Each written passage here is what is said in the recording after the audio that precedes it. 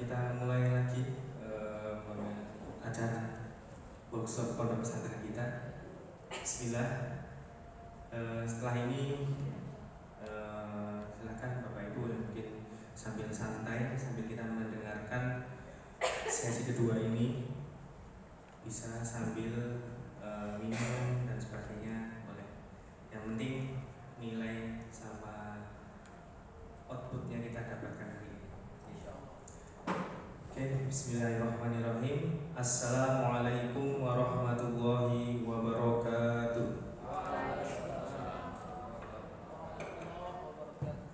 Yang terhormat Ketua Pimpinan Daerah Muhammadiyah Kabupaten Purworejo, Bapak Dr. Andes Haji Pujiono. Yang kami hormati Bapak Direktur Pesantren Modern Muhammadiyah Boarding School Klaten, Bapak Haji Muhammad Fahrudin Saswito LC, yang alhamdulillah tadi sudah menyampaikan materi dengan sangat baik. Mudah-mudahan beliau sampai Klaten dengan keadaan sehat walafiat. Yang kami hormati Ketua Lembaga Pengembangan Pesantren Pimpinan Daerah Muhammadiyah Purworejo, Bapak Haji Yus Herdiana SMSI. Yang kami hormati Ketua Dikdasmen Pimpinan Daerah Muhammadiyah Purworejo, Dr. Andes Haji Gunadi. Kemudian yang kami hormati Ustadz Ahmad Ari Fahrudin PA. Yang kami hormati Ketua Pimpinan Cabang Muhammadiyah Bayan, Dr. Rafiq Nur Hadi MAG atau yang mewakili. Kemudian yang kami hormati Pimpinan Cabang Muhammadiyah Pituruh, Bapak Sumarmo SPD atau yang mewakili. Yang kami hormati Bapak Direktur Pondok Pesantren Darul Arkom, Bapak Haji Ahmad Darusman SPD. Yang kami hormati Bapak Direktur Muhammadiyah Boarding School Pituruh, Haji Eko Partono MPD. Dan Bapak Ibu sekalian yang tidak bisa saya sebutkan satu persatu, yang kami sayangi dan kami banggakan. Alhamdulillah nahmaduhu wa nasta'inuhu wa nastaghfiruh wa na'udzu billahi min shururi anfusina wa min sayyiati a'malina may yahdihillahu fala mudilla lahu wa may yudlil fala hadiya lahu. Asyhadu an la ilaha illallah wahdahu la syarika lahu wa asyhadu anna Muhammadan abduhu wa rasuluh, amma ba'du. Yang pertama, marilah kita panjatkan rasa syukur kita kehadirat Allah Subhanahu wa taala, yang dimana atas berkat rahmat, nikmat dan karunia-Nya hingga sampai saat ini kita masih diberi kesempatan. Di antara itu adalah nikmat sehat, sehingga kita masih diberi kesempatan untuk berkumpul di aula ini dalam rangka kegiatan workshop pondok pesantren. Insya Allah semuanya dengan keadaan sehat walafiat. Maka dari itu sudah menjadi kewajiban kita sebagai seorang muslim, kita selalu bersyukur atas nikmat yang diberikan Allah kepada kita dengan mengucap kalimat syukur bersama-sama. Alhamdulillahirabbil alamin. Salawat dan salam kita turun pada junjungan Nabi Agung kita Nabi Muhammad Sallallahu Alaihi Wasallam, salah satu idola kita yang wajib kita idolakan, yang kita tiru karena apa yang beliau sampaikan, yang beliau praktekkan, yang beliau ajarkan kepada seorang muslim, kepada umat Islam, tidak hanya kebaikan tetapi semua itu bernilai ibadah. Mudah-mudahan kita bisa mendapatkan syafaat dari Allah di akhirat nanti. Amin amin ya rabbal alamin. Baik, terima kasih untuk semua peserta yang pada sampai detik ini masih bertahan di aula ini. Insya Allah semuanya di sini dalam rangka tholabul ilmi. Kenapa? Karena dengan niat dari awal kita melaksanakan sesuatu itu sangat berarti. Berbeda dengan sama-sama melaksanakan kegiatan, tetapi bedanya satunya dengan niat, satunya dengan tidak. Itu nanti yang dirasakan berbeda, outputnya berbeda, dan apa yang kita dapatkan juga berbeda. Jadi kami atau saya juga mengingatkan untuk diri saya sendiri, kemudian untuk teman-teman, mari kita awali niat lagi dengan baik, dengan niat thalabul ilmi, niat dengan apa yang akan kita hasil apa yang akan kita diskusikan pada siang hari ini mudah-mudahan bermanfaat untuk semuanya. Amin amin amin. Oke, masuk sesi 2. Ini adalah pemateri. Kalau tadi dari luar ini lokal ya, materi lokal. Kalau tadi apa nama kebalikannya lokal? Interlokal ya. Tadi beliau sudah disampaikan oleh Ustadz Fahrudin, luar biasa, tetapi akan menjadi sia-sia jika setelah ini tidak ada kelanjutannya di masing-masing pondok pesantren. Harapannya setelah ini, setelah acara ini, monggo untuk masing-masing pondok pesantren untuk menindaklanjuti apa yang kita dapatkan pada siang hari ini. Ya, semuanya dilibatkan agar semuanya satu visi misi bersama untuk memajukan sekolah maupun pondok pesantren masing-masing.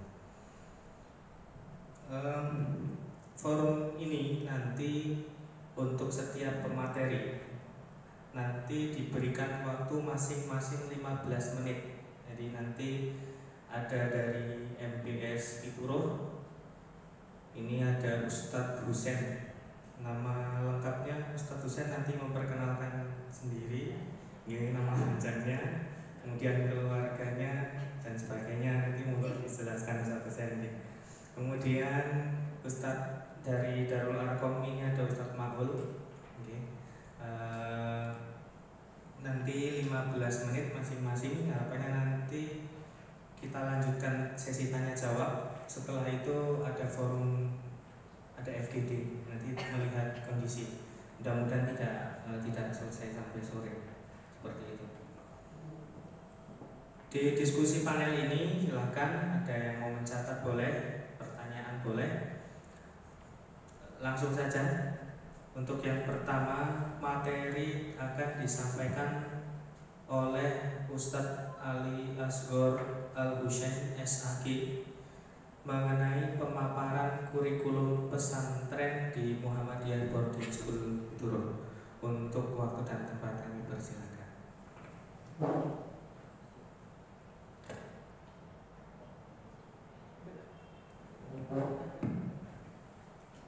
Ustaz-ustazah saya izin sambil berdiri.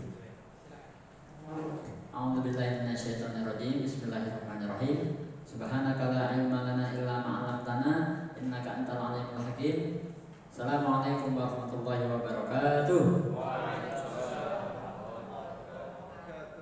Alhamdulillahirabbil alamin, adada khalqihi wa ridha nafsihi wa zinata 'arsyihi wa midada kalimatihi. Allahumma shalli ala Muhammad wa ala ali Muhammad.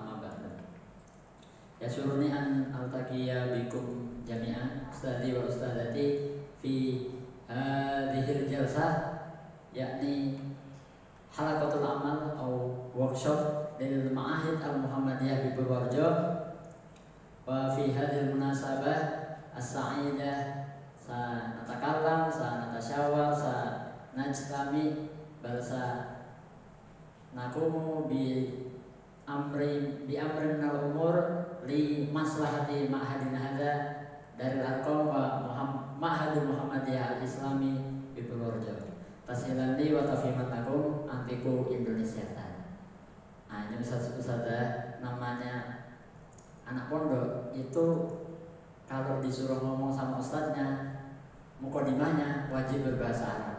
Pokoknya mau nanti ngomong pakai bahasa Jawa, mau campur-campur, yang penting mukodimahnya pakai bahasa Arab. Nah, nanti kalau udah bingung langsung keluar kalimat pamungkasnya, tashilan li wa tafhiman lakum antiku Indonesia. Nah, itu jadi yang penting sudah ada usaha untuk mencoba ngomong bahasa Arab. Nah, ustaz-ustazah sekalian, sebelum saya memaparkan materi tentang kurikulum MBS, izinkan saya memperkenalkan diri. Nama saya Ali Asghar Al-Husain dari Kutu Arjo, alma mater pendidikan yang terakhir saya dari Pondok Modern Darussalam Glotor. Lalu selanjutnya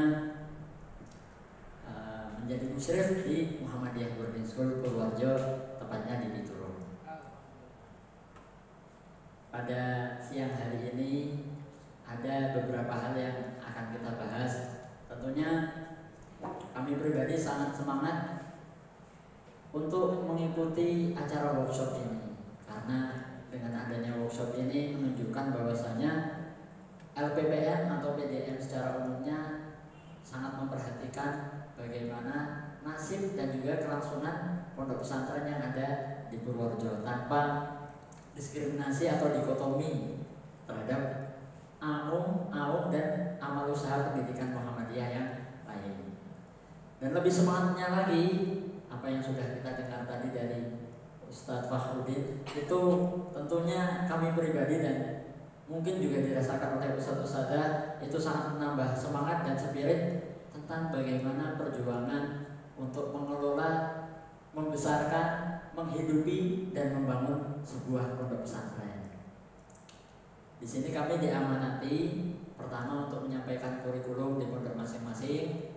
Saya perwakilan dari MBS Purworejo, Ustadz Mauludin perwakilan dari Darul Arqam. Plus juga saya juga diamanahi untuk menyampaikan beberapa mukadimah tentang definisi, pengertian dan serba-serbi pondok pesantren. Tentunya bukan karena kami yang paling tahu, yang paling lama, tapi karena diberikan tugas, kemarin sudah diberikan tugas, maka insya Allah kami akan menyampaikan semampu kami.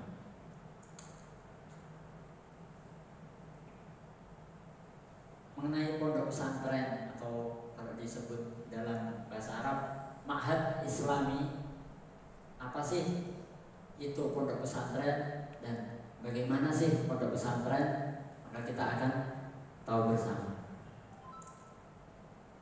Ini definisi pesantren yang kurang lebih setiap orang punya definisi yang berbeda-beda narasinya, tapi kurang lebih poin atau titik fokusnya itu sama. Ini saya dapatkan dari pondok saya juga ketika saya nyantri dulu.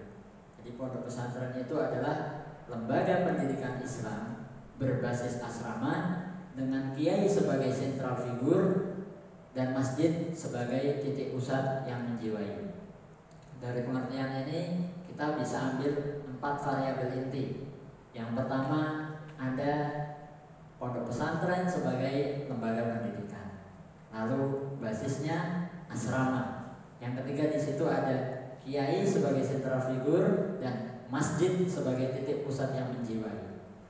Poin pertama ini menjadi poin paling penting yang tadi juga kami rasa bersangkutan dengan apa yang disampaikan oleh Ustadz Fahrudin.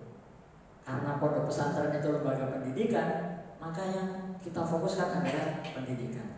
Pondok pesantren itu bukan lembaga sosial, maka seberapapun mampunya orang tua, mereka punya tanggung jawab untuk membiayai anaknya di pesantren. Mau 10.000, mau 50.000, mau berapapun semampunya, maka karena kita bukan lembaga sosial, ya kita tidak akan menerima seperti yang di AUM Muhammadiyah terkait sosial, di panti asuhan dan sebagainya. Pun lembaga pesantren itu juga bukan lembaga penjamin.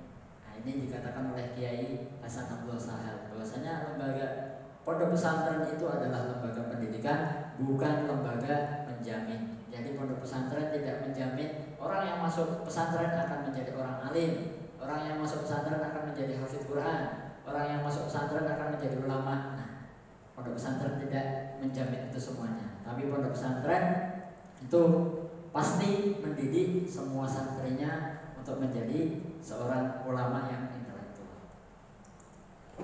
Tentu yang kami paparkan nantinya itu bukan pendapat sepihak, bukan pengetahuan sepihak, namun kami mengambil dari beberapa sumber yang tentunya terkait dengan standar pendidikan pesantren Muhammadiyah. Nah, di MBS ketika saya masuk, saya menemukan beberapa pedoman. Dan ternyata kita sudah punya pedoman tentang pendidikan pesantren Muhammadiyah, baik dari kurikulum, capaian pembelajaran, dan lain-lain. Itu sudah tertera di buku ini. Ada 2 buku, warnanya hijau dan biru. Yang hijau ini adalah standar pendidikan pesantren Muhammadiyah untuk jenjang SMP, sedangkan yang biru standar pendidikan pesantren Muhammadiyah untuk jenjang SMA. Jadi pedoman yang sudah kita miliki hendaknya nanti akan kita gunakan. Selanjutnya, Muhammadiyah dalam mengelola pesantren, khususnya dalam pendidikan pesantren, itu melandasi pendidikannya dengan beberapa aspek. Saya ambil juga dari buku ini. Ada 5 aspek. Yang pertama, landasan ideologis, landasan filosofis, landasan sosiologis, dan yang lain landasan historis. Yang terakhir ada landasan yuridis. Namun yang kita fokuskan di sini hanya 4. Karena yang landasan yuridis itu diambil dari perundang-undangan. Dari landasan ideologis saya rangkum menjadi gerakan amar ma'ruf nahi munkar. Jadi dasarnya pesantren secara ideologis sama dengan landasan gerakan Muhammadiyah dalam berdakwah, yaitu gerakan amar ma'ruf nahi munkar. Selanjutnya dalam landasan filosofis,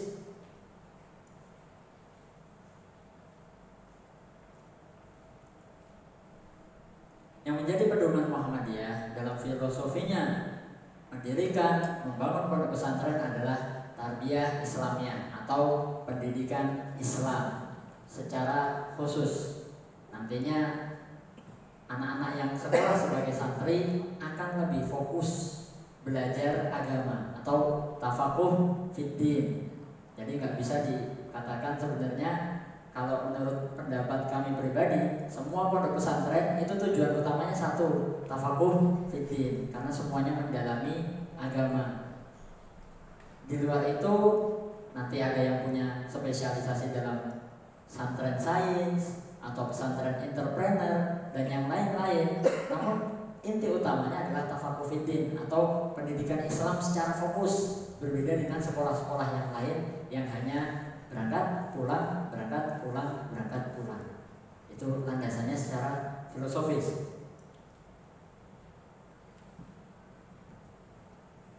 Lalu landasan secara sosiologis adalah meninjau dari aspek sosial kebutuhan masyarakat, yaitu pesantren Muhammadiyah diharapkan nantinya menjadi solusi peradaban, yang dimana setiap adanya peradaban maka di situ ada tantangan dan juga ada perubahan. Kalau di Mahfudhot itu ada yang bilang wadahru kalbahri layan faku zakadari. Zaman itu seperti laut, walaupun laut itu kelihatannya bersih, tapi nggak luput dari adanya kotoran-kotoran kecil yang ada di dasar laut. Sampah plastik, sedotan, botol, itu nggak luput dari itu. Maka di balik majunya peradaban kita yang sekarang, tetap akan ada tantangan dan juga perubahan. Maka pesantren Muhammadiyah harapannya menjadi solusi daripada peradaban. Selanjutnya,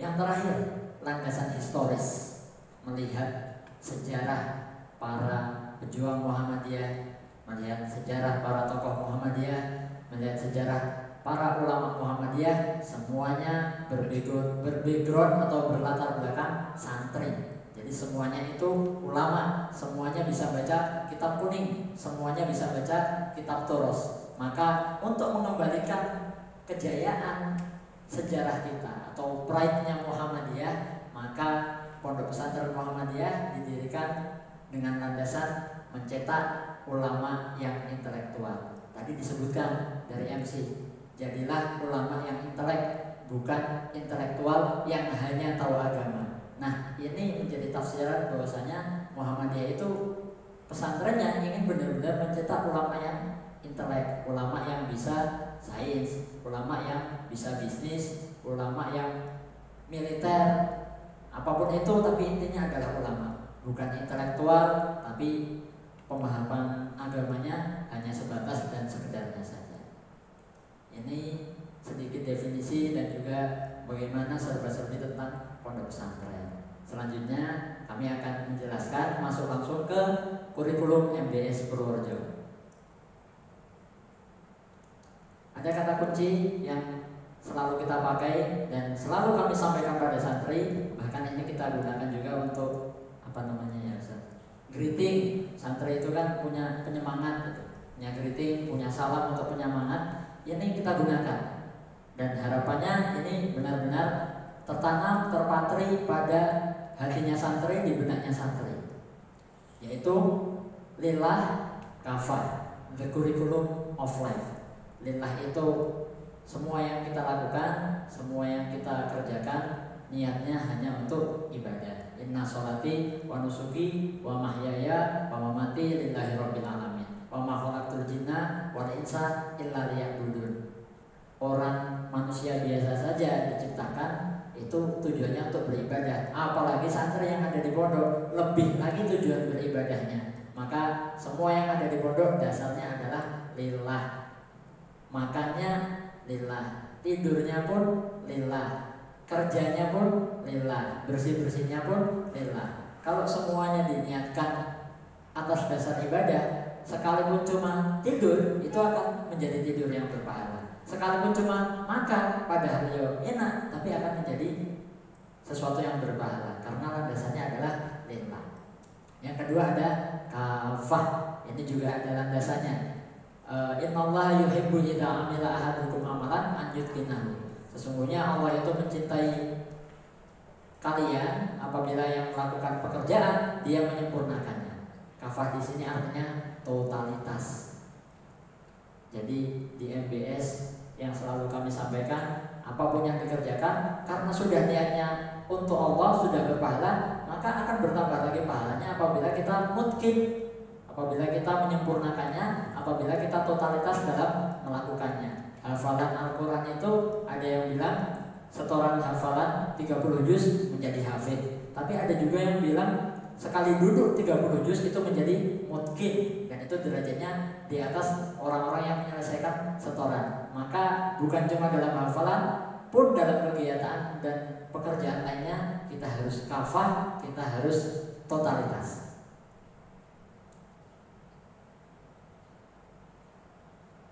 Nah, kurikulum kehidupan yang kami tanamkan pada santri-santri di MBS itu tentunya mencakup banyak hal.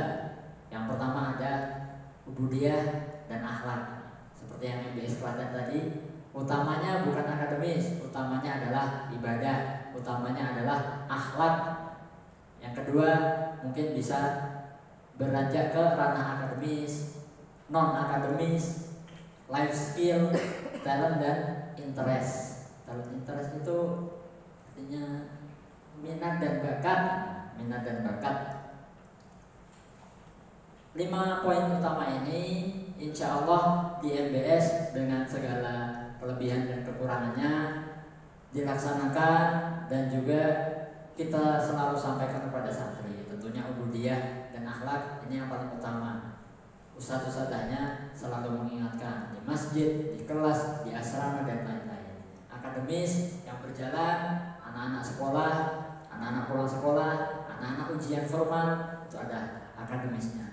Yang non akademis, kegiatan anak-anak, ada pentas seni, ada berwirausaha, ada outbound dan sebagainya. Life skill pun di sini juga kita tunjang. Kalau di MBS itu ustadz-ustadzah kebetulan karena latar belakang santrinya itu orang-orang dari desa, maka keterampilan, skill, minat bakatnya itu juga tidak sama dengan orang-orang yang mungkin tinggalnya di kota, ada di pondok yang modern. Nah, santri MBS ini banyak yang suka memelihara ayam, memelihara bebek, memelihara kelinci. Maka di sini keterampilan mereka dalam hidup, minat dan bakat mereka yang sudah ada di rumah, nah kita tingkatkan, kita fasilitasi, kita bikinkan kandang. Ada juga berkebun di pekarangan belakang asrama, itu ada tanah cukup luas, itu kadang kita tanamin, ya berhasil tidak berhasil, yang penting kita sudah menyalurkan minat dan bakat santri gitu. Karena tujuan utamanya itu bukan keberhasilannya, bukan hasilnya, tapi proses yang nantinya akan dihargai oleh para santri dan santriwati. Nah, ini semuanya kami rangkum dalam 24 jam totalitas pendidikan. Dari pertama kali santri-santriwati bangun sampai mereka tidur lagi, sampai nanti bangun lagi, 5 hal ini insya Allah selalu kita tanamkan.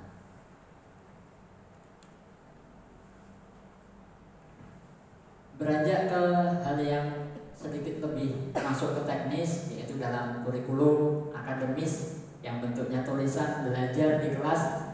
Kita juga tidak melupakan itu tentunya, karena MBS itu bukan MTS, bukan madrasah aliyah. Kami SMP dan SMA tentunya kami masih mengikuti kurikulum Merdeka dan juga kurikulum pemerintah. Darul Arqam juga sama nggak? SMP SMA atau MTS? Oh sama juga. Itu tentunya kami tidak melupakan aspek-aspek itu. Namun yang menjadi tanggung jawab kami para ustadz-ustadzah musyrif MBS yang jumlahnya itu ada 4 musyrif ustadz-ustadzah.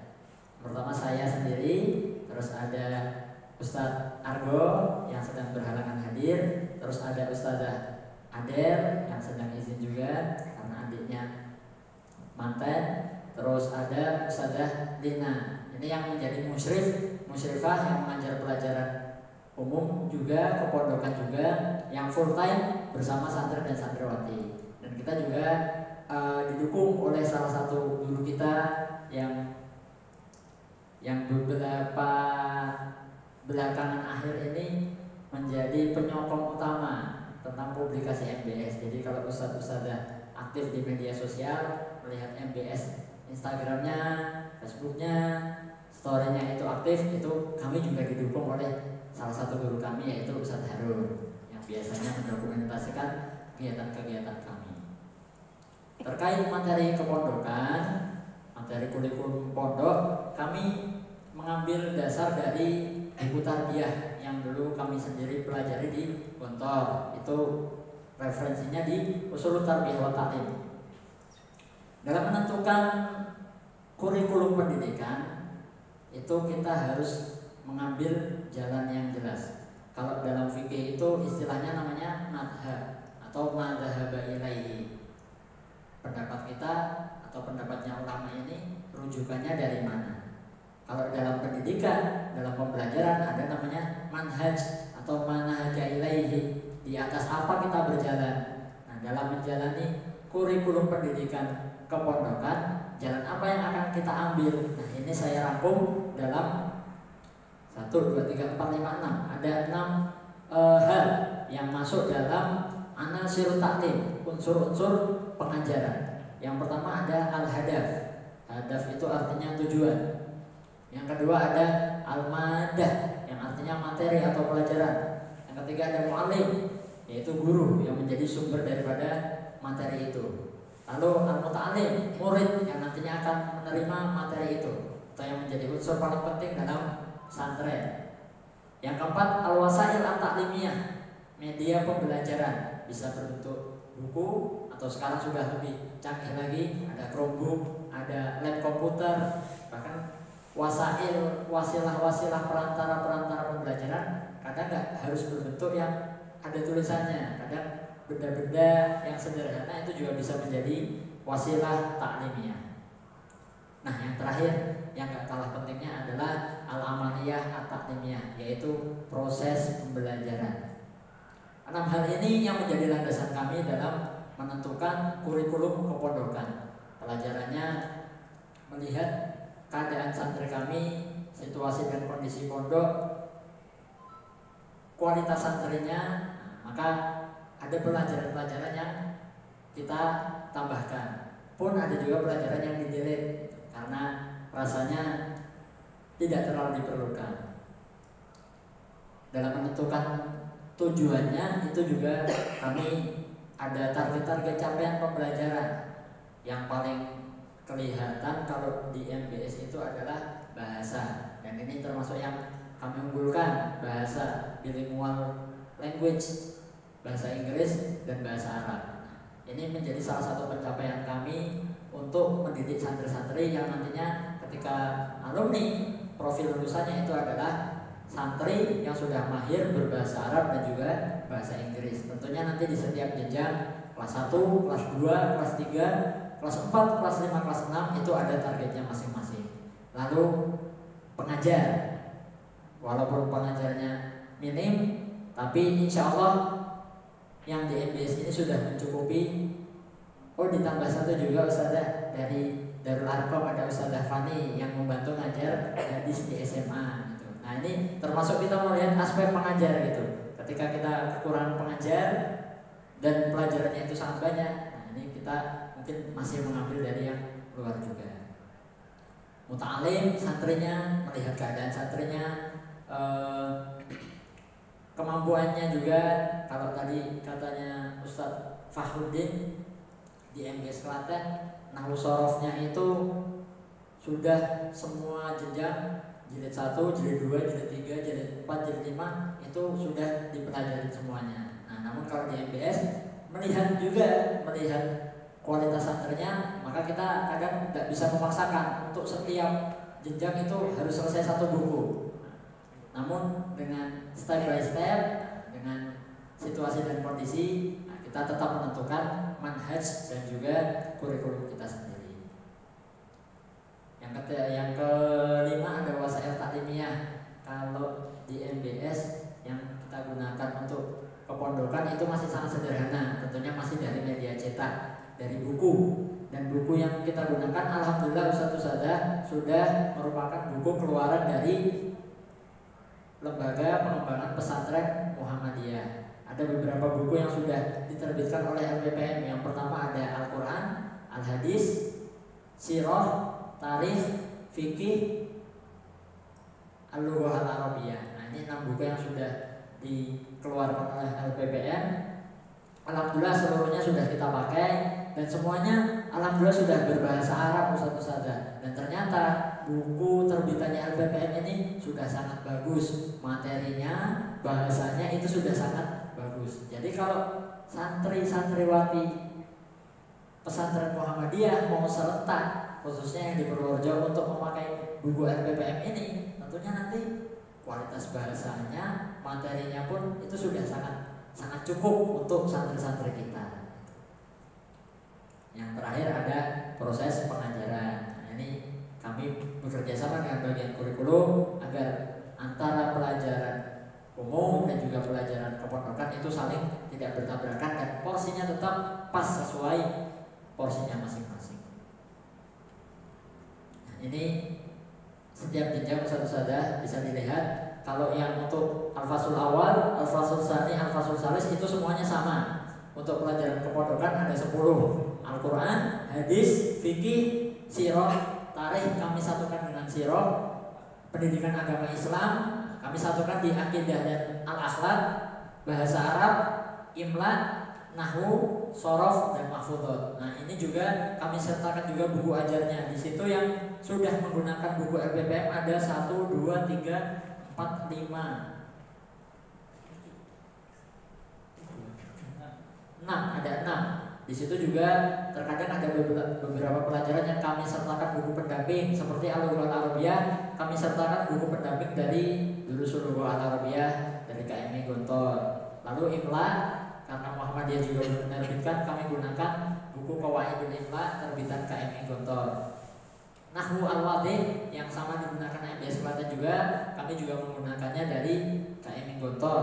Lalu ilmu shorof dan juga Amsilah Tasrifiyah ini juga keluaran dari KMI Gontor. Yang Mahfudhot itu juga sama. Sebenarnya kalau Mahfudhot itu kan kumpulan hafalan diambil dari kata-kata hikmah. Kalau mau ngambil dari mana saja itu sebenarnya banyak sekali Ustazah. Tapi kadang untuk memilah dan memilih Mahfudhot sesuai dengan jenjangnya, kayak bahasanya, tingkat kesulitan pemahamannya, itu terkadang kalau kita menyusun lagi itu agak ribet. Maka yang sudah ada dari KMI Gontor kita adopsi.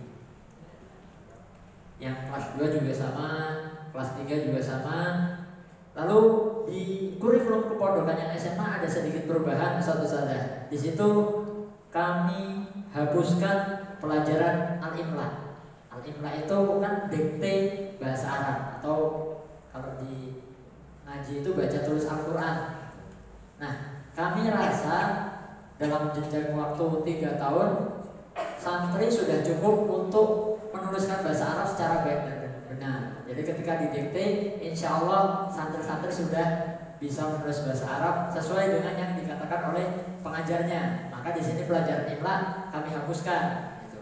Lalu kami ganti dengan satu jenjang pelajaran yang mungkin tingkat kesulitan dan urgensinya bagi siswa SMA itu lebih penting, yaitu tarbiyah ustaz-ustazah. Ini juga kami ngambilnya dari Ushul Tarbiyah wa Ta'lim, keluaran dari KMI Gontor. Tarbiyah ini yang dibahas adalah dasar-dasar pendidikan dasar, pendidikan Islam, pendidikan anak, sampai juga nanti ada manajemen sekolah di jenjang terakhir Ushul Tarbiyah wa Ta'lim. Untuk kelas 5, kelas 6 itu juga seluruhnya sama.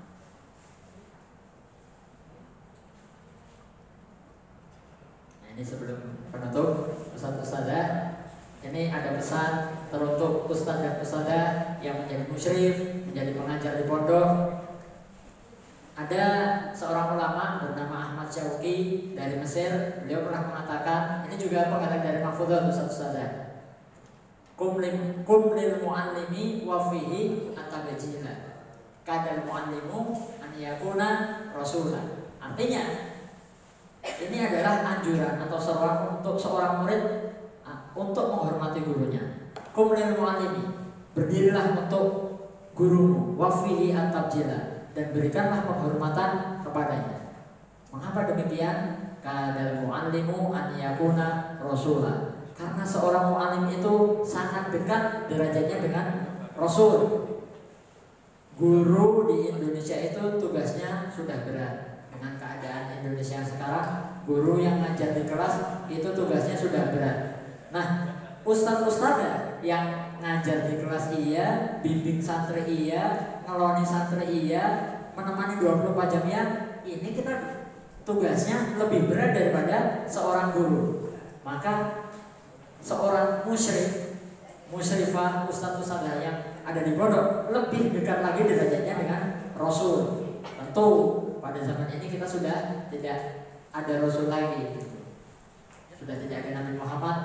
Nabi Muhammad sudah lama wafat. Lalu siapakah yang mewarisi idealisme Nabi Muhammad? Siapakah yang mengajarkan ajaran-ajarannya? Ya seorang guru, ya seorang ustaz, ya seorang ustazah. Maka di sini kadal muallimu an yakuna rasulan. Satu hal yang kami ambil dari Kiai Haji Hasan Abdullah Sahal tentang bagaimana menjadi teladan yang baik. Untuk membentuk karakter santri yang baik, terkadang kita tidak cukup memberi contoh atau mengasihkan contoh, tapi harus benar-benar menjadi contoh. Nah, ini yang disebut dengan uswatun hasanah atau al-qudwah al-hasanah. Kalau memberikan contoh gampang, lihatin aja bukunya. Memberikan contoh gampang, lihatin aja video di YouTube bagaimana menjadi santri yang baik. Tapi kalau menjadi contoh, maka orang yang berbicara itu dia sendiri yang harus menjadi contoh. Nah, inilah yang harus kita tanamkan, ustaz, ustazah, musikum wa iyaya. Karena tugas kita itu sama beratnya ternyata dengan Nabi Muhammad. Kalau dulu sahabat zamannya Nabi Muhammad enak, nanya apapun akan dijawab dengan Nabi Muhammad. Tapi kita para mu'alim, para alim, para ulama, nahnu warasatul anbiya. Kita menjadi pewaris para nabi, bukan mewarisi hartanya, bukan mewarisi barang-barang peninggalannya, tapi mewarisi tugasnya, mewarisi amanahnya, yaitu menyampaikan dakwah Islam. Sebelum penutup, ini ada satu filsafat pondok pesantren yang sangat bagus. Kami kutip juga dari nasihat kiai kami. Kenapa dari tadi kutipnya nasihatnya Kiai Hasan? Ya karena saya santri, maka saya kutipnya nasihat kiai. Karena kiai menjadi sentral figur saya. Maka saya merasa kiai saya itu berhasil menjadi sentral figur. Buktinya santrinya suka ngutip-ngutip pendapatnya kiai. Nah, seperti itu. Ada satu filsafat tentang pondok pesantren. Banyak sekali pondok pesantren itu diibaratkan dengan banyak hal. Namun ini salah satu yang menurut saya paling berkesan dan paling relate dengan keadaan kita semuanya. Pondok itu ibarat kereta api. Siapapun masinisnya, kiainya, ustadznya, ustadzahnya, pengajarnya, kepala sekolahnya, direkturnya, pondok harus berjalan pada rel-relnya. Yang dimaksud rel di sini adalah nilai atau sistem. Nah, yang menjadi spirit kita pada acara pagi hari ini yang nanti akan berlanjut mungkin sampai siang, sampai sore, dengan adanya ini nanti kita akan membentuk rel yang benar-benar bagus, yang nantinya akan digunakan untuk jalan kereta kita, kereta pondok kita. Kalau relnya bagus, siapapun masinisnya nanti tinggal menjalankan keretanya saja. Dan itu juga sangat cocok dengan idealisme Muhammadiyah. Tidak ada pengfiguran di Muhammadiyah, nggak ada penokohan di Muhammadiyah. Siapapun masinisnya, ya Muhammadiyah juga harus berjalan pada relnya. Nah, namun yang paling penting di atas daripada masinisnya adalah relnya, sehingga nanti kereta akan terus berjalan menuju perjalanan abadi menggapai ridho ilahi. Ini filsafat pondok pesantren. Nah, untuk menutup terakhir, ini ada beberapa pertanyaan yang selalu kami sampaikan kepada santri. Ketika mereka pertama masuk, masa-masa khutbah iftitah kalau di pondok, kalau di SMP namanya SMP SMA namanya MPLS, kalau di Muhammadiyah namanya Fortasi, ada 3 pertanyaan yang kami selalu utarakan kepada santri. Pertama, ketika kamu masuk pondok ini ke MBS, apa yang kamu cari? Mau nyari pendidikan, mau nyari tahfidz, atau mau nyari sandal hilang, atau mau nyari main-mainnya saja? Ke MBS apa yang kamu cari? Berjalan 2-3 tahun, sudah lumayan lama di MBS, sudah bisa hafal mahfudz, sudah ada hafalan Al-Quran. Lalu muncul pertanyaan yang kedua, ke MBS apa yang kamu dapat? 2 tahun udah dapat apa? 3 tahun udah dapat apa? 4 tahun udah dapat apa? 5 tahun sudah dapat apa? Ngajinya sudah benar belum? Sudah bisa kultum belum? Sudah layak menjadi imam atau belum? Sudah bisa khutbah Jumat atau belum? Sudah berani maju ke depan atau belum? Nah, di jenjang terakhir sebelum mereka menjadi alumni, ketika mereka menjadi kakak kelas, maka muncullah pertanyaan yang terakhir, yaitu ke MBS apa yang kamu beri? Nah, ini juga tadi sejalan dengan pertanyaan Ustadz Fakih, gimana kita menimbulkan rasa kepemilikan santri terhadap alma maternya, yaitu tanggung jawab. Kamu sudah dapat banyak hal di MBS. MBS ini ibarat ibu kamu diajarin apapun oleh MBS ini. Kamu bisa ini gara-gara MBS, kamu bisa itu gara-gara MBS. Sekarang apa yang mau kamu beri kepada MBS? Nah, tapi di antara 3 pertanyaan itu sebenarnya kita hanya butuh 1 jawaban, Ustaz. Di pondok lain pun sama. Jawabannya hanya 1, yaitu udkhulu fi MBS kafah. Masuklah, nyantrilah, mondoklah, belajarlah, hafalin Quranlah di MBS secara kafah, yaitu secara totalitas. Nah, ini adalah rangkuman kurikulum of life, kurikulum pendidikan, kurikulum kehidupan yang ada di Muhammadiyah Berdiri 10 Purworejo. Saya akhiri.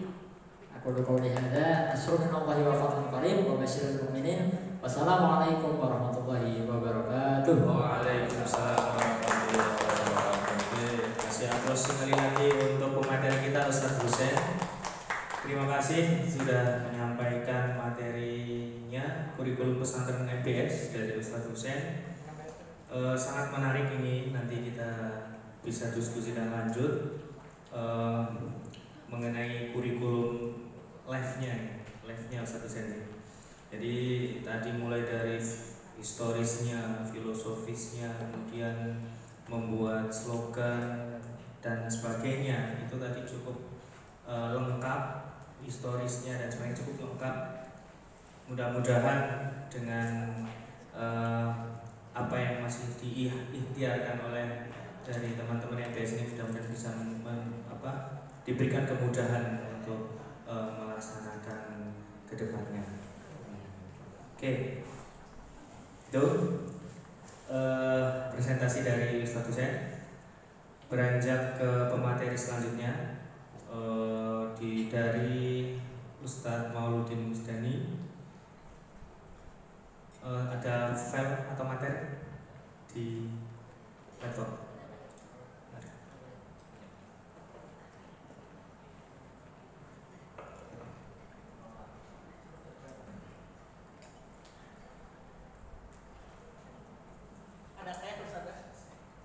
Sambil menunggu materi selanjutnya, Ustadz Paul masih mengingatkan, monggo ada yang mau teh silahkan bisa diisi ulang.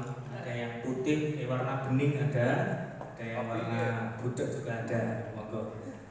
Kalau sekarang karena dingin ya silahkan yang hangat-hangat, monggo bisa mengambil sendiri. Oke. Untuk pemateri selanjutnya dari Pak Ustadz Muhammad Mauludin SPD tentang pemaparan kurikulum pesantren Darul Arqam Kalian. Untuk waktu dan tempatnya kami persilakan. Assalamualaikum warahmatullahi wabarakatuh. Waalaikumsalam. Yang terhormat para pimpinan Pondok Pesantren Muhammadiyah Kabupaten Purworejo, yang kami hormati seluruh guru dan karyawan, Ustadz Ustadzah Pondok Pesantren Kabupaten Purworejo, pada yang terlewat kepada yang kami hormati kepada Ketua Lembaga Pengembangan Pondok Pesantren PDM Kabupaten Purworejo, Pak Yusabiana dan kawan-kawan. Terima kasih sudah diadakan agenda pada kesempatan hari ini dari pagi sampai sore menjelang siang ini. Semoga agenda kita nanti bisa banyak sekali inspirasi yang didapatkan sehingga bisa untuk semakin mengembangkan apa yang sudah diawali atau yang sudah dijalankan untuk pondok pesantren kita ini. Alhamdulillahirabbil alamin, nasta'in wa la ilaha wassalatu wassalamu ala Muhammadin wa ala alihi wa ashabihi wa tabi'in ihsanin ila yaumil qiyamah. Alhamdulillah pada kesempatan hari ini kita bisa hadir bersama di ruang aula kampus Universitas Muhammadiyah Putri Sucen, kampus 3 dalam bidang Salafiyah untuk mengikuti agenda kita pada hari ini. Semoga kita selalu bersyukur dan memanfaatkan kesempatan untuk melakukan budi-budi amal soleh, niatkan ibadah dan hal-hal yang lain. Semoga kita selalu istiqomah dalam amal soleh ini. Salam dan salam ditujukan kepada junjungan kita Nabi Muhammad SAW. Adalah telah mengantarkan kita dari zaman jahiliyah menuju Islamiyah, yang semoga kita selalu istiqomah dengan Al-Quran, sunnahnya hingga akhir hayat kita. Untuk hari ini saya diamanai untuk menyampaikan untuk sharing berbagai macam yang sudah disepakati bersama di Darul Arqam. Tadi sudah disampaikan secara panjang lebar oleh Ustaz Hussein berkaitan dengan curriculum of life yang sudah diprogramkan di MPS. Saya sifatnya melengkapi, jadi tadi ada beberapa hal-hal yang sudah disampaikan berkaitan dengan pengertian pesantren, kemudian hal-hal berkaitan filosofi berkaitan pesantren. Saya sifatnya melengkapi karena sifatnya kami juga masih belajar. Umur kurang lebih kalau pondok pesantren Darul Arqam ini baru berjalan usia 5 tahun masuk 6 tahun kalau. Jadi untuk kurikulum ini masih belum paten, jadi masih terus berkembang. Jadi sejak awal saya diamanai ketika waktu itu diamanai untuk mengkoordinasi pelaksanaan program kurikulum sejak ketika awal tahun 2019-20 ya, itu pun masih terus belajar dari manapun. Kita masih belajar seperti yang disampaikan oleh seperti pengalaman dari Pak Ustadz Fahruddin tadi, mencuplik-cuplik dari berbagai macam sumber, versinya konter seperti apa, versinya Darul Arqam Paten kita sering pada itu 2 tahun 2000 berapa ya? Dibanding ke Paten, Darul Paten juga kita belajar di sana. Walaupun sama-sama Darul Arqam memang sebenarnya itu ada branding dan ada kumpulan khususnya. Jadi kita tidak ikut kumpulan tersebut. Jadi itu sebenarnya branding khusus dan kita tidak ikut branding yang sudah disepakati di sana. Kita waktu itu mensepakati namanya juga kita terinspirasi dengan asosiasi Darul Arqam yang sudah diadakan di berbagai macam tempat, dan juga tentunya ini mengacu kepada nama Arkom. Arkom itu salah satu sahabat Nabi, kita sudah tahu semua. Harapannya dari sini nanti akan keluar para kader-kader, para calon-calon ulama, pemimpin bangsa yang itu siap, yang seperti yang sudah diterangkan oleh Rasulullah pada zamannya, dihasilkan para sahabat-sahabat Nabi yang sangat luar biasa. Saya lanjutkan saja.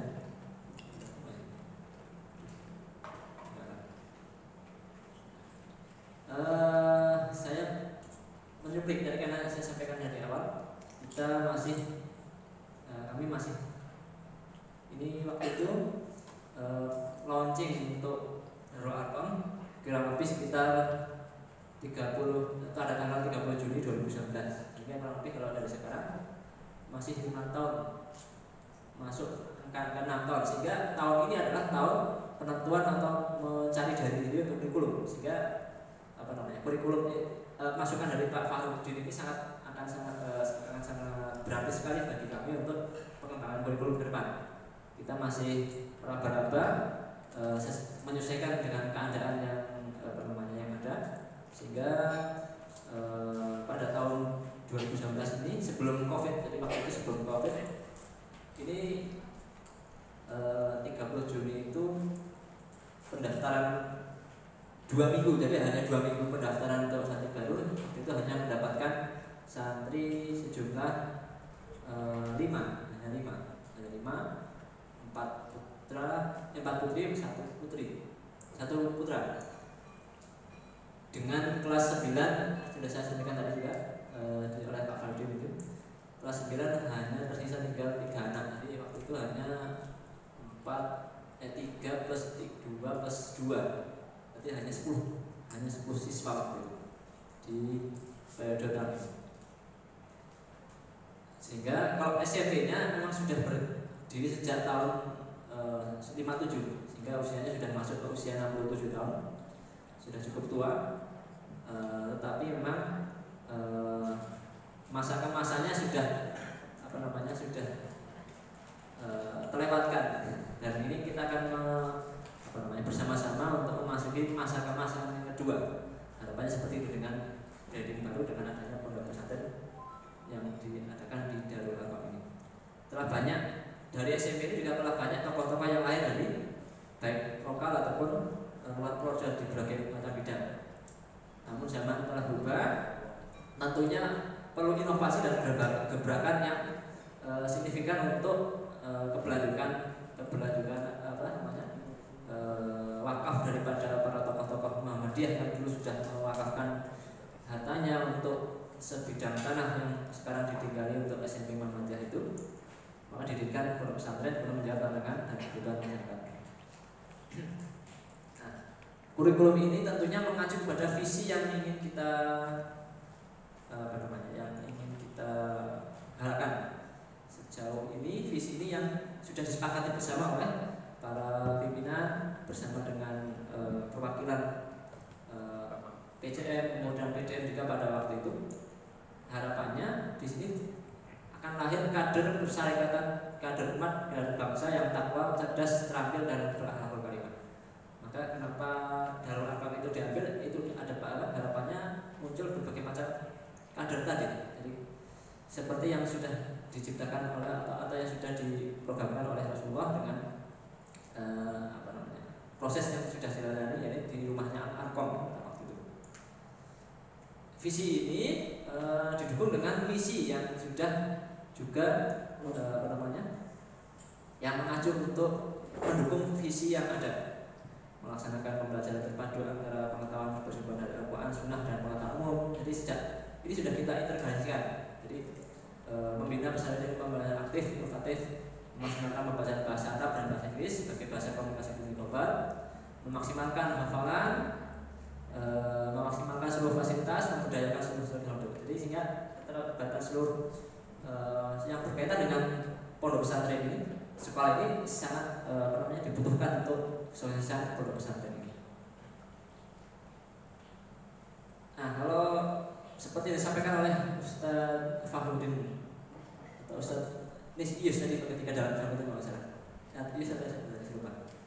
kurikulum yang ada di apa namanya, Pondok Pesantren ini dari tadi bisa juga disampaikan, ada yang secara tertulis atau written kurikulum, ada yang hidden. Jadi secara tidak langsung itu sebagai salah satu bentuk pembiasaan hidup yang memang dibiasakan di dalam pondok pesantren. Kurikulum lagi nanti juga adalah kurikulum 24 jam. Jadi tidak saja dari jam 7 sampai jam 2, tapi di pondok pesantren itu kurikulumnya adalah 24 jam. Jadi sejak dari bangun pagi, jam bangun tidur sampai tidur lagi, semuanya adalah masuk dalam hal pembiasaan, kemudian pembinaan akhlak, ibadahnya juga. Itu adalah salah satu kesatuan khusus, satuan yang tidak terpisahkan daripada kurikulum itu sendiri. Yang written ini di sana ada beberapa hal. Ini saya cuplikan 3, ada cukup. Tadi sudah kita apa namanya? Secara teoritisnya ada di saya ini. Saya pakai bahasa Indonesia sendiri. Ya, mudaris itu guru, milio itu adalah kegiatan program sistem sama ya. Saya hanya mencarikan apa yang sudah disampaikan oleh satu saya. Mudaris di sini adalah apa namanya? Sebagai seorang guru utama. Tentunya di sini tidak lepas nanti tidak salah sosok kiai atau pimpinan. Akhlaknya, bagaimana figurnya, kepribadiannya ini sangat menjadi salah satu uswah, ya. Salah satu uswah yang memang menjadi panutan daripada santri dan seluruh stakeholder yang ada di Quran. Ini kegiatan berkaitan dengan program, kegiatan harian bagaimana, mingguan bagaimana, tahunan juga seperti apa. Semua harus terprogram, terpantau dan terevaluasi. Jadi tidak ada program yang harapannya tidak dadakan atau ujug-ujug ada program.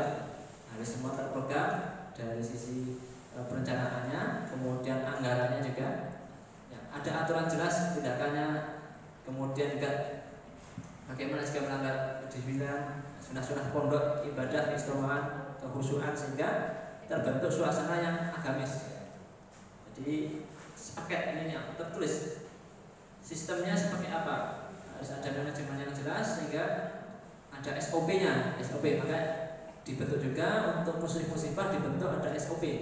Telah digawangi oleh Ustaz Fakih berkaitan dengan bagaimana tupoksi pekerjaannya, bagaimana tugasnya seperti apa. Kemudian guru, kemudian juga muslimah memang belum bisa seideal yang disampaikan oleh Ustaz Fahruddin, tapi sejauh ini kita terus berbenah untuk hal-hal yang berkaitan hal tersebut untuk untuk mencapai tujuan yang tentunya kita inginkan. Evaluasi program konsisten, konstan dan kontinu. Nah, adapun yang ini hanya sekelumit contohnya saja, tapi masih banyak sekali yang contohnya lain. Ada yang tidak tertulis, tersembunyi. Jadi secara tidak langsung itu adalah aktivitas-aktivitas yang sebagai salah satu bentuk penugasan yang memang tidak akan tertulis secara langsung di dalam kurikulum, tetapi ditugaskan jadi moderator, piket, bersihkan kamar mandi, bersihkan sampah, kebersihan umum, dan macam apapun itu masuk dalam hal itu salah satu bentuk kurikulum. Kemudian juga ditugaskan untuk mengampu belajar adik kelasnya, kemudian dan semua kegiatan yang tidak tertulis itu sesungguhnya di sana ada proses pendidikan yang sangat luar biasa. Nah, tentunya semua itu pelaksanaan itu kita perlu menganalisis SWOT, strength, weakness, opportunity, and threat. Tantangannya seperti apa, kelemahannya seperti apa. Ini di tengah-tengah setiap pelaksanaan kurikulum tadi ini perlu ada dianalisis, kita analisis. Termasuk kita tahun-tahun ini, tahun ke-6 ini, insya Allah nanti akan tentunya dengan banyak masukan dari Ustaz Fahruddin nanti berkaitan dengan kurikulum akan banyak masukan yang sangat baik untuk kita bisa laksanakan lebih baik. Karena ke depan tentunya untuk membentuk kepercayaan wali santri. Jadi kata kunci yang paling pokok dari panjang lebarnya Ustaz Fahrudin itu adalah kepercayaan. Menjaga kepercayaan wali santri itu akan sangat apa namanya? Ya, sangat kunci pokok dari penyampaian panjang lebar dari beliau adalah salah satunya menjaga kepercayaan daripada wali santri. Dengan apa? Memberikan pelayanan yang prima tentunya. Pelayanan terbaik untuk wali santri juga tentunya itu salah satu bentuk komitmen. Pertama komitmen pondok tentunya, komitmen pondok untuk memberikan pelayanan terbaik. Nanti selanjutnya semua program akan berjalan dengan semakin baik insya Allah dengan adanya pelayanan terbaik tadi. Untuk kurikulum, ya jadi di sini kita bagi dalam beberapa hal. Saya ambil teknisnya saja, jadi tidak panjang lebar untuk apa namanya tadi. Saya tulisnya teknis pembagiannya. Di sini kita bagi secara langsung. Ada materi pokok, ada materi pendukung, ada materi ilmu alat, dan satu lagi materi pendidikan. Ini pembagiannya masih kita mengacu pada karena kita masih mengacu pada apa namanya dinas pendidikan. Belum sesuai dengan apa yang seperti yang dicontohkan oleh Ustaz Fahrudin. Ada beberapa perubahan yang cukup mendasar pada tahun ini kita pada setengah semester ini, setengah tahun ini. Terutama untuk PAI kita coba terapkan untuk kurikulum Ismuba yang terbaru kemarin. Jadi kalau yang diterapkan di EPSN mungkin masih dengan yang dipisah-pisah antara akidah akhlak ibadah. Kita coba setengah tahun ini akan seperti apa. Ketika nanti masuk semester 1, akan masuk semester 2, kita akan evaluasi. Lagi-lagi dievaluasi karena memang konsep manajemen adalah direncanakan, kemudian kita evaluasi pelaksanaan seperti apa. Apakah berjalan dengan baik atau tidak? Jika tidak, maka bisa saja dimungkinkan kita akan menggemukkan kembali jam untuk PAI. Jadi memang kita istilahnya mengikuti mencoba yang baru bagaimana. Sebenarnya di sini PAI hanya secara klasikalnya hanya 2 jam semua kelas 1 sampai kelas 6 atau kelas 12. Tetapi di sana selain di luar itu ada kegiatan pembiasaan ibadah, kemudian ada pembiasaan berkaitan dengan ibadah akhlak itu melekat kepada pembiasaan harian. Kemudian ada tahsin, tilawah, tahfidz. Tahfidz pada tahun ini, pada mulai semester ini ada seperti yang diprogramkan oleh Ustadz Fahrudin. Hanya kalau yang Ustadz Fahrudin sampaikan itu tahfidz. Nah, kalau kita masih tahfidz. Tahfidznya itu dilaksanakan ketika pagi hari 2 jam pertama itu kegiatan tahfidz. Jadi setiap hari dari jam 7 sampai jam 8 itu dilaksanakan tahfidz. Selain kegiatan tahfidz pada malam hari dan pada pagi hari. Jadi ada 3 waktu sekaligus. Kemudian ada ilmu tafsir. Ini pembagiannya sudah plus per kelas nih. Kemudian pendidikan Muhammadiyahan satu masih 1 jam, 2 jam gitu ya. Kemudian ya ini kita yang masih masih ada cukup jam besar sekali ini untuk kegiatan yang umum untuk mata pelajaran yang umum.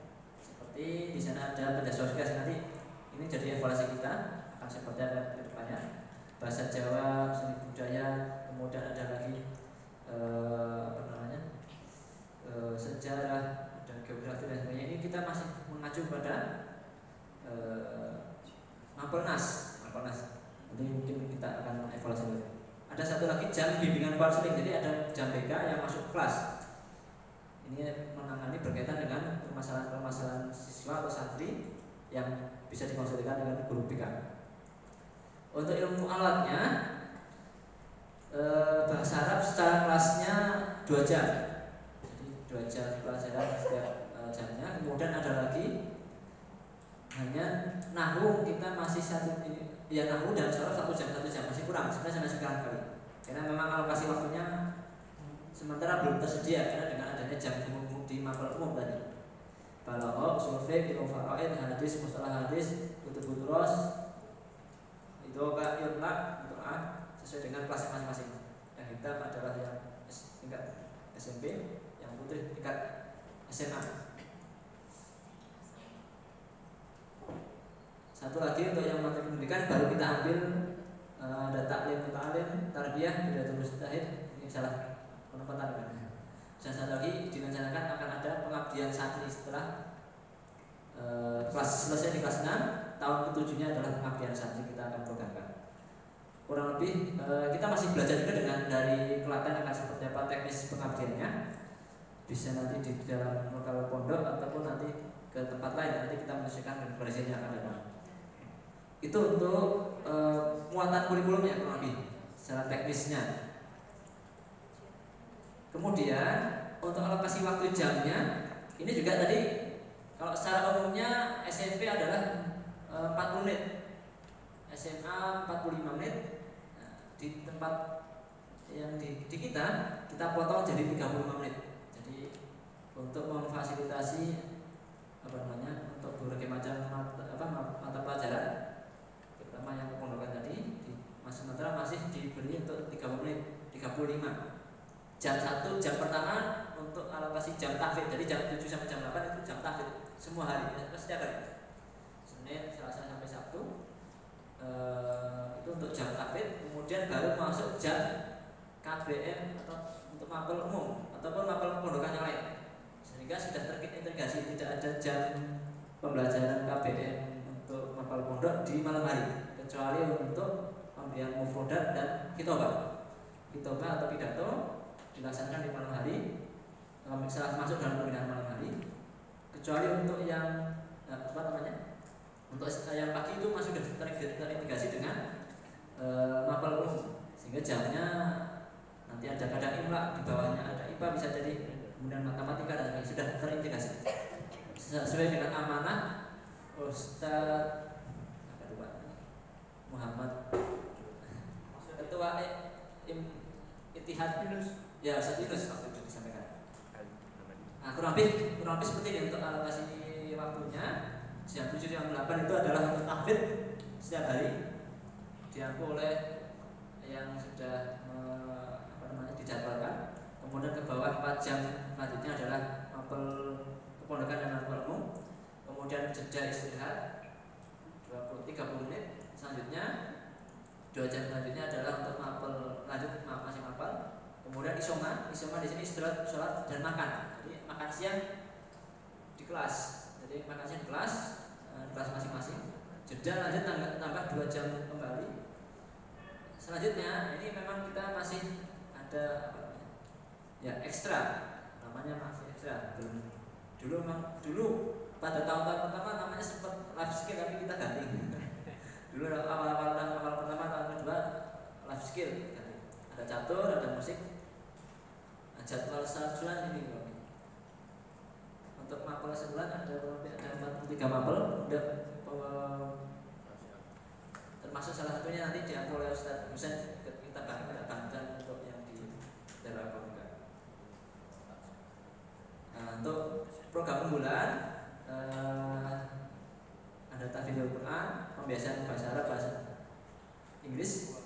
Ini juga salah satu hal yang menjadi memang belum sampai ke taraf kalau belum tahfidzul Quran. Nah, tahfidzul Quran programnya adalah seperti kurang lebih mirip dengan yang MBS Klaten tadi. 3 juz 1 semester. Nanti kurang lebih kalau sampai kelas 6 itu ada kurang lebih 18 juz. 3 juz 1 tahun sama. 3 juz 1 tahun, kemudian berarti sampai akhir 9 juz. Itu kalau itu yang standar minimal, harapannya seperti itu. Tapi kadang ada yang sesi teman-teman santri ada yang kurang daripada itu, tapi ada yang juga lebih banyak daripada itu. Kemarin terakhir di kelas 9 yang naik ke SMA ada yang bisa sampai 20, ada yang 20 juz. Jadi mengacu pada masing-masing anak. Ekstra sebenarnya bukan makan ekstra. Kapal haji itu adalah kegiatan wajib. Hizbul-Watan, IPN juga. Nanti ada tambah lagi satu lagi yang di bawah kepondokan langsung adalah mudabir. Mudabir ini yang membantu pengasuhan. Membantu pengasuhan ini dia sifatnya adalah istilahnya yang membimbing adik-adiknya langsung. Jadi pembimbingan secara berjenjang untuk di tingkat di asrama dan aktivitas yang lain. Nanti ekstra ada panahan, musik vokal, futsal, handball, catur, tari, tenis meja. Ini sifatnya memfasilitasi santri-santri yang untuk hobi olahraga. Pembinaan malam ada hitobah, modal bahasa, tahsin, tilawah, ada kajian rutin. Sekali kita adakan kajian rutin, mengundang berbagai macam ustadz ataupun kepala aum untuk ikut serta ikut berkontribusi di Darul Arqam berkaitan dengan berbagai macam materi. Nanti bisa selanjutnya Ustaz bisa nanti bisa ikut ini sih. Oh bisa. Ya. Selanjutnya ada pembinaan prestasi. Ya, beberapa santri-santri yang berprestasi didukung untuk berbagai macam kegiatan tersebut sesuai dengan kemampuannya. Yang saya sampaikan tadi, ya kurikulumnya ini berjalan 24 jam. Harapannya seperti itu.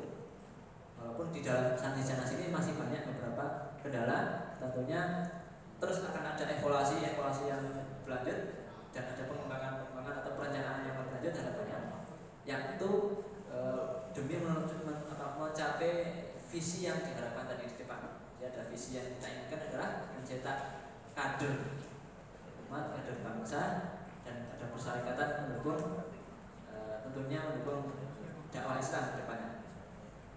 Itu mungkin yang saya sampaikan secara singkat. Kontak. Terima kasih untuk beberapa hal. Harapannya nanti banyak sharing ataupun hal-hal yang bisa kita evaluasi ataupun kita laksanakan pada kesempatan yang akan datang. Itu saja. Terima kasih. Wassalamualaikum warahmatullahi wabarakatuh. Oke, kasih followers kita untuk pemateri kedua kita. Tadi pemaparan kurikulum yang dilaksanakan di Pondok Pesantren Darul Arqam Bayan. Jadi lebih menekankan ke 24 jam, kurikulum 24 jam. Berarti ada hubungan atau simbiosis, bukan simbiosis tapi keterkaitan antara sekolah dengan pondok. Maka dari itu akan terciptanya kurikulum 24 jam. Ini masih sekali lagi kita masih belum menemukan formula yang ideal ya. Di Pondok Pesantren Darul Arqam masih belum menemukan formula yang ideal. Formula apa? Formula kurikulum pesantren kita. Masih sering kita mengevaluasi kemudian mengganti pelajaran ini ekstra jam sekian dipindah jam sekian, kemudian pelajaran ini dipindah bahkan dihapus, ada yang baru dan sebagainya. Berarti ini masih belum menjadi paten seperti itu, masih dinamis. Berarti di sini kita melihat dan mendengarkan bersama pemaparan dari dua pemateri kita. Itu yang pertama intinya masih sama-sama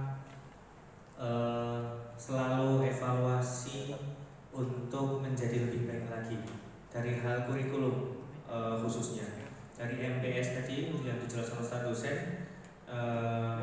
Masih selalu ada inovasi ya, bahkan beda dengan yang dulu dan sekarang ini. Kalau Ustaz dosen masuk ini selalu ada pembaruan motivasi yang kelihatan betul perbedaannya, karena saya juga yang di luar MPS melihat MPS sendiri ada perbedaan di branding medianya luar biasa. Branding media MPS luar biasa. Itu Ustaz Harun ya. Oke, bisa diapresiasi itu ke Ustaz Harun itu. Bisa diumrohkan mungkin Ustaz saya. Biar lebih semangat lagi kontennya seperti itu. Oke, apresiasi yang luar biasa Ustaz yang semoga menjadi amal ibadah Ustaz dosen. Selama apa yang karya Ustaz Harun buat dan berikan itu akan menjadi amal jariah antum. Ketika ada orang yang melihat kemudian orang itu senang, orang itu semangat dalam hal kebaikan apapun, itu akan menjadi amal jariah antum. Itu pertama itu yang dari MPS yang melihat perbedaannya. Kalau untuk PPDB, jumlah santri, kemudian adab dan sebagainya itu yang bisa dinilai lebih lama, bahkan tahunan bisa menilai itu. PPDB bahkan triwulan bahkan 5 tahunan baru bisa kita nilai seperti itu. Jadi nanti mudah-mudahan semuanya semakin lebih baik lagi Ustaz Husaini. Amin. Dari tim MPS jangan pantang menyerah. Kemudian dari Darul Arqam juga walaupun beberapa faktor kita ada penurunan mulai dari santri kita berapa Ustaz Maul yang kelas 7 yang 115 santri totalnya, yang kelas 7 ini sekitar 21. Tadinya kelas 8 sudah bisa mencapai 45, tapi ini turun drastis.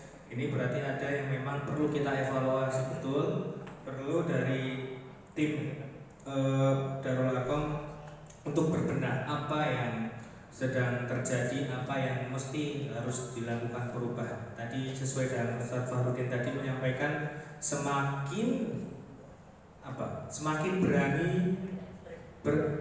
berani berubah ekstrim semakin lebih baik. Nah, tinggal kita mau menerima konsekuensinya atau tidak. Banyak dari kita itu mau berspekulasi atau ekstrim seperti ini tapi sekali lagi konsekuensinya berani atau tidak, berani menanggung resiko bersama atau tidak, atau mungkin nanti ini antum ini kamu dan sebagainya, itu tidak jadi.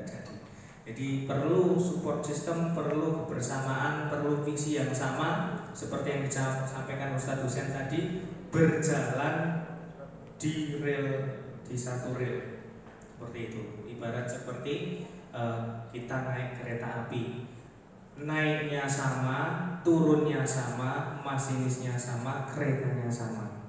Itu harapannya seperti itu.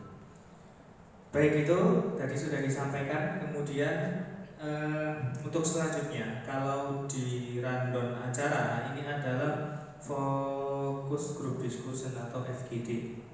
Ini sebelum masuk itu untuk jam kita 2:30 setelah ini asar, mungkin ada sesi pertanyaan dulu. Ya, kami buka sesi pertanyaan. Silahkan untuk yang menjawab, bukan saya yang menjawab, nanti 2 pemateri ini luar biasa nih, kapan ini ada 2 pemateri seperti ini. Ya, ini tidak tentu 1 tahun sekali. Ya, ini nunggu Darul Arqam 6 tahun sekali baru Pak Maul di sini. Ustadz Husain berapa MPS? 11 tahun. Nah, baru MPS Ustadz Husain baru duduk di sini itu 11 tahun. Oke. Silakan monggo untuk waktunya untuk bisa bertanya, silakan.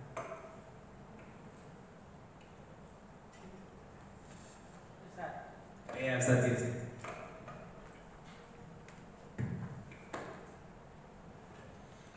Iya, terima kasih. Masih semangat Bapak Ibu? Saya tadi menyebarkan TA mengisi ya, dan masukannya kepada LP2M. Terima kasih. Assalamualaikum warahmatullahi wabarakatuh. Ustadz Ali sama Ustadz Mauludin yang saya muliakan, pemaparannya bagus sekali tadi ya, bagus sekali. Pertama mendeskripsikan historis, filosofis, dan kurikulum. Begitu juga yang disampaikan oleh Ustaz Mauludin, menyampaikan tentang materi-materi kurikulum dan lain sebagainya. Bagus sekali ya. Dan harapannya ini juga diketahui oleh seluruh warga sekolah satuan pendidikan. Kepala sekolah harus memahami baik SMK maupun SMA, karena ini pesantren adalah integrasi ilmu umum sama ilmu agama. Walaupun materinya beda-beda, tapi kan integrasi dalam satu kesatuan, sehingga tidak ada pemisahan. Sehingga filosofi daripada kepala sekolah itu ya filosofi dalam akalnya adalah pesantren, bukan sekolah, tapi apa? Pesantren. Pesantren berbasis sekolah, atau dibalik sekolah berbasis pesantren sama saja, tapi ruhnya adalah ruh pesantren. Nah ini harus dipahami oleh kepala sekolah, sehingga kalau yang namanya kepesantrenan yang saya tahu, sistem pesantren itu kan yang membedakan adalah punya filosofi khusus, diantaranya kepemimpinan. Kepemimpinan di pesantren itu yang saya tahu, direktur itu paling tinggi. Direktur membawahi kepala sekolah SMP, SMA, dan unit-unit yang lain. Jadi yang paling tinggi itulah direktur, yang saya tahu seperti itu. Dan yang pernah saya alami. Maka yang namanya SMP, SMA, kepala sekolah itu harus manut ke siapa? Ke direktur. Yang saya tahu seperti itu sistemnya, sistem hierarki kepemimpinannya. Maka harapannya itu seperti itu. Dan direktur yang tentunya mengarah kepada pondok pesantren dengan ruh-ruh yang tadi disampaikan, filosofinya seperti itu. Dan harapannya ke depan seperti itu. Nah untuk kurikulum, ya apalagi sekarang kan ada kurikulum merdeka ya, yang kita nggak tahu berumur panjang atau tidak, tapi secara falsafah filosofi juga. Ya, berumur panjang atau pendek saya nggak tahu, dan saya kebetulan adalah salah satu fasilitator sekolah penggerak yang memasyarakatkan kurikulum merdeka. Dan bisa harmonis antara kurikulum merdeka dengan pesantren, itu bisa harmonis antara intrakurikuler, kokurikuler, sama ekstrakurikuler, itu bisa harmonis sebenarnya, asalkan duduk bareng-bareng dalam komunitas belajar yang ada di sekolah masing-masing. Maka yang saya ingin tegaskan atau saya ingin, ini kan kalau merefleksikan kan panjang tentunya, ini hanya pemasukan saja. Sebelum nanti kita forum diskusi, ya.